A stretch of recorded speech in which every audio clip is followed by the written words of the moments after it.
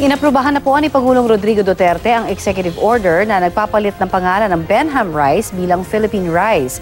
At kasabay naman po ng selebrasyon ng International Day for Biodiversity, idiniin naman ni Senador Loren Legarda ang kahalagahan ng Philippine Rice. At may ulat on the spot si Tina Panganiban Perez. Tina?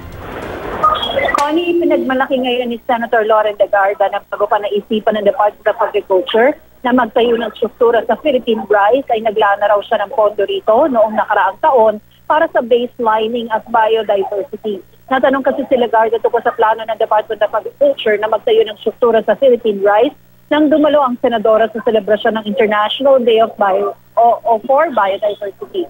Sabi ni Legarda, di raw niya alam ano ang eksaktong plano ng DA, pero kung research facility raw, sabi niya maganda yun. Mahalaga raw kasi sa atin ang Philippine Rice. Narito ang pahayag ni Senator Loren Legarda. Benham Rice is very valuable in terms of the marine wealth. Naglaan ako ng pondo para sa UP Marine Science Institute para sila ay magsagawa ng pag-aaral para sa yamang dagat sa Benham Rice. So ako'y natutuwa pag mayroong ibang ahensya ng gobyerno na sumasagawa ng kanilang mga research doon.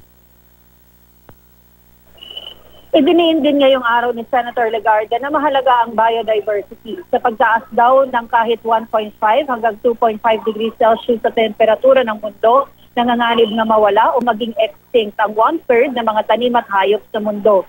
Makatutulong daw ang mga tao sa pagpreserba ng biodiversity kung may sapat daw silang kaalaman.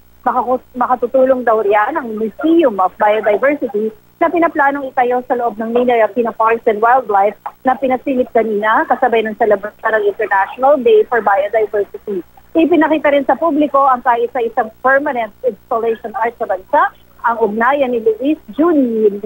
Connie? Maraming salamat, Tina Panganiban Perez.